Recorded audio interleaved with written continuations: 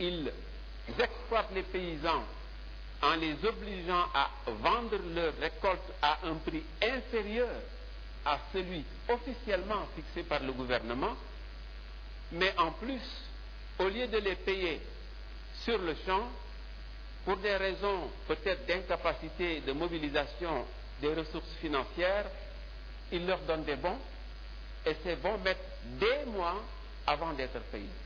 Je cite à témoin le porte-parole du président de la République, qui en mai-juin s'est fendu d'un communiqué pour dire enfin on a pu payer les bons qui étaient en souffrance. Ces bons étaient là depuis octobre, novembre jusqu'en juin. Est-ce qu'on se soucie vraiment du paysan? Nous disons qu'il faut faire place nette pour ces intermédiaires. Certains d'entre eux sont honnêtes, mais il y en a beaucoup qui sont malhonnêtes. C'est pourquoi moi je les appelle des sauterelles.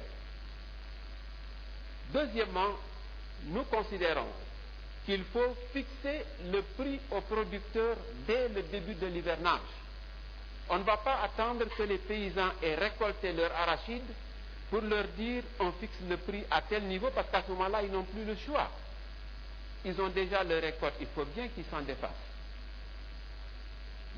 Troisièmement, nous considérons que l'État doit prendre l'engagement d'acheter toute la production.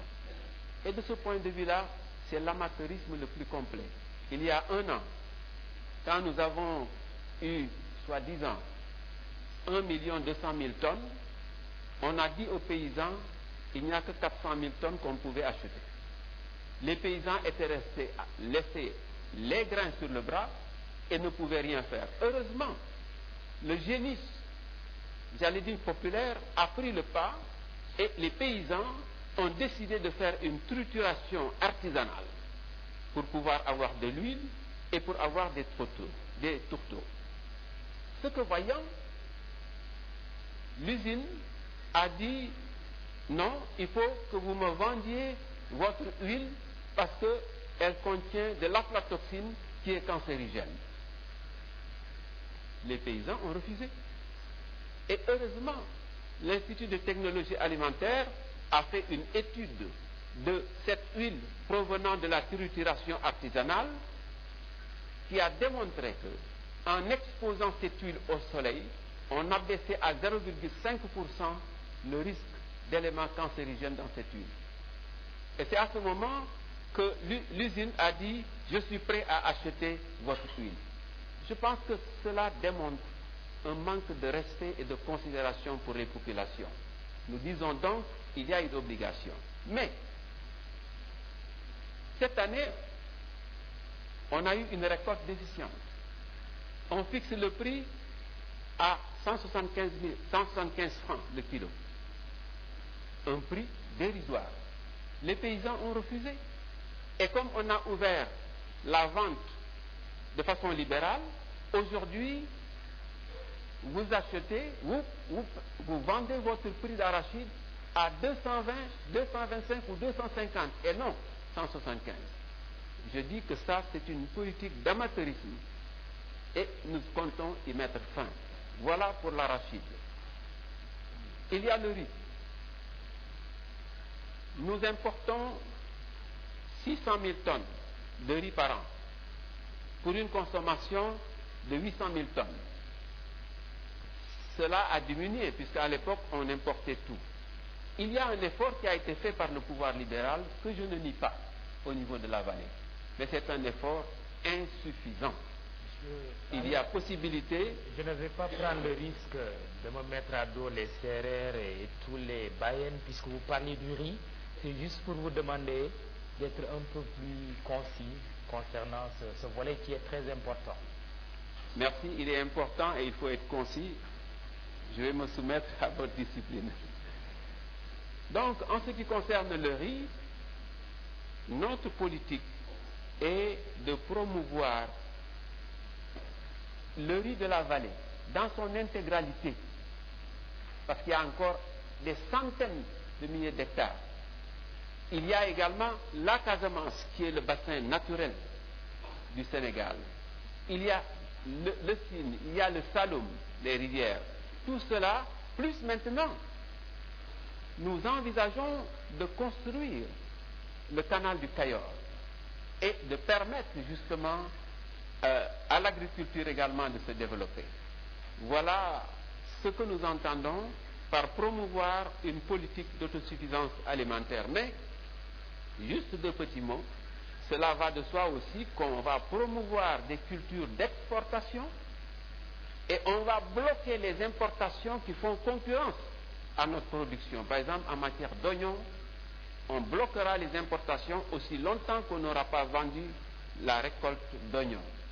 C'est la même chose pour d'autres spéculations agricoles. Je crois que j'ai été bref. Absolument. Merci, M. Fall. Professeur Felwinsa, rien à ajouter, parce qu'il faut qu'on passe aux autres thèmes. Oui, on vous donne pour une dernière fois la parole. Je rebondis sur ce que vous venez de dire. Donc, vous proposez des mesures de patriotisme économique et une protection ciblée. Comment comptez-vous l'articuler avec les accords donc, dans la zone UEMOA, les accords que le Sénégal a signés avec l'OMC? Vous avez tout à fait raison, c'est une question pertinente. Dans les accords qui ont été conclus avec l'OMC, il y a possibilité, à des moments précis, d'arrêter des importations pour permettre l'écoulement de la production nationale. C'est cela que nous allons faire. Il y a un an, le gouvernement l'a fait pour les oignons. Enfin, après 10 ans, nous comptons utiliser systématiquement ces possibilités qui existent, qui sont de prendre des mesures dérogatoires. Deuxièmement, en ce qui concerne l'UEMOA, vous avez raison, il y a une libre circulation des produits, mais ce ne sont pas les productions de l'UEMOA qui constituent une concurrence pour nos productions que nous venons protéger. C'est-à-dire essentiellement, par exemple, l'aviculture. Vous vous souvenez de cette époque où il y avait les ailes de dinde, vous m'avez mâché le mot. Écoutez, il y a possibilité, au nom de l'OMC, d'arrêter systématiquement cela. D'abord sur le plan sanitaire, parce que rien ne garantit la qualité de ces ailes de dinde. Ensuite sur le plan économique, parce qu'il est possible de prendre des mesures dérogatoires pour permettre que l'agriculture se développe. Je crois que vous êtes d'accord. Merci. Voilà. Felwinsa, merci. Nous allons passer à l'autre thème qui est également important de cette Agora UGB. C'est le thème institutions, éthique et bonne gouvernance. Mamles Kamara, journaliste, va interpeller le candidat Ibrahim Fall. Vous avez la parole. Merci beaucoup. Merci beaucoup. Monsieur Ibrahim Fall, les trois questions que j'aimerais vous poser se rapportent à la Constitution, au gouvernement et à un certain nombre d'institutions, notamment le Conseil économique et social et le Sénat. Concernant la Constitution, vous envisagez la création d'un ensemble de chartes, une charte sociopolitique consensuelle, une charte fixant les droits et obligations réciproques de l'État et des citoyens, et une charte qui regrouperait les principes fondamentaux des institutions et des libertés. Ce que j'aimerais savoir, c'est quelle serait la position de ces chartes par rapport à la Constitution. Y sont-elles intégrées ou lui sont-elles extérieures? Et ensuite, est-ce qu'on ne pourrait pas envisager tout de même une Constitution qui serait exhaustive de toutes ces chartes que vous prévoyez de mettre sur pied? C'est la première question. Je vous remercie. Merci beaucoup. C'est vrai qu'il est possible d'avoir des démarches différentes vis-à-vis de cette question des institutions. On peut les regrouper dans une constitution. Le risque, c'est d'avoir une constitution kilométrique et qui va, pour ainsi dire, banaliser le texte le plus important de notre pays. Voilà pourquoi nous pensons qu'il faut les séparer d'avec la Constitution. La charte dont nous avons parlé, qui est socioculturelle, elle concerne les valeurs. ce qui se passe, c'est qu'aujourd'hui, on est en train de perdre les valeurs sur lesquelles repose notre patrimoine culturel et de promouvoir des contre-valeurs. Mamles, vous êtes camarade, Diam la ci man. Voyez, vous vous marrez, parce que vous êtes bien cultivé. Nous avons cette parenté à plaisanterie qui est extraordinairement riche pour diffuser tout conflit qui peut se présenter entre deux individus. Dès lors que je vous serre la main, camarade Fall, c'est terminé. Si vous m'insultez, je ne vais pas réagir. Aujourd'hui, les jeunes ne le savent pas. Deuxièmement, nous avons des valeurs de job, de youp. Nous avons des valeurs de kersa, des valeurs de respect des parents, des valeurs de muñ. Aujourd'hui, kan mooy muñ koo gis mu ne dafa bëgg xaalis te nee nañu xaalis doo ko liggéey da nga koy merci da nga koy lijjanti. Où sont nos valeurs? Voilà, cette charte-là a pour objet de sauvegarder les valeurs et nous pensons que ces valeurs vont devoir être enseignées au niveau de la famille d'abord, qui est la cellule primordiale de la société. Ku ne da nga war a yar sa doom soo bëggee bu nekkee mag nekk ku yaru. En Occident, vous voyez quelqu'un qui parle, son père parle, il dit papa tu mens. Ben, on n'est pas loin de là, hein. Aujourd'hui, si on ne fait pas attention, demain on va arriver à cela entre nous et nos enfants. Dans le même ordre d'idée, nous pensons qu'il faut enseigner ces valeurs-là au niveau de l'école. Mais également, il faut une éducation civique et une éducation citoyenne pour que tous, jeunes, adultes, vieux et vieilles, nous puissions nous ressourcer et défendre notre patrimoine. Je vous donne deux exemples. Ah, les jeunes qui m'écoutent, vous me pardonnez, hein?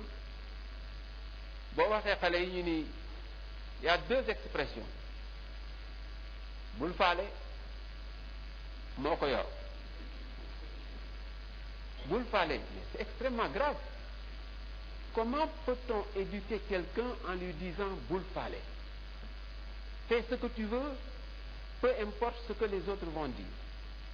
Je sais que les lutteurs, quand ils disaient cela, c'était pour dire que la lutte est un sport noble, aussi noble que toute autre activité.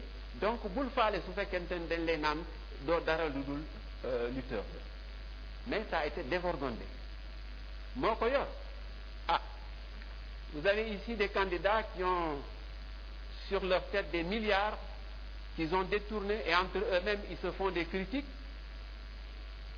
Et si tu dis moo ko yor, ça veut dire qu'on est prêt à accepter ces gens parce qu'ils ont maintenant de l'argent sans savoir si cet argent a été gagné honnêtement ou non. Voilà pour les valeurs, je m'arrête. La deuxième charte concerne la sauvegarde des droits et des libertés. Nous pensons qu'il faut créer une culture des droits et des responsabilités. Aujourd'hui, les citoyens voient leurs droits bafoués.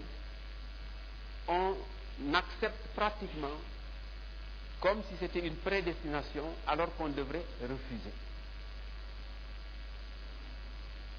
Le ministre de l'Intérieur vient de prendre une décision pour dire qu'il interdit toute manifestation d'ici au 30. Alors que la Constitution consacre solennellement la liberté d'expression. Dans quel pays on se trouve? Mais si les citoyens connaissent leurs droits, si l'État, même le président de la République, prend une mesure, ils vont dire non, il n'en est pas question. Tu n'as pas le droit de prendre cette mesure-là. Cette éducation citoyenne est essentielle si nous voulons avoir la cohésion. En ce qui concerne la dernière charte, c'est pour la transparence de la gestion du pays. Nous avons des institutions, inspection générale d'État et autres institutions et mécanismes de contrôle et d'inspection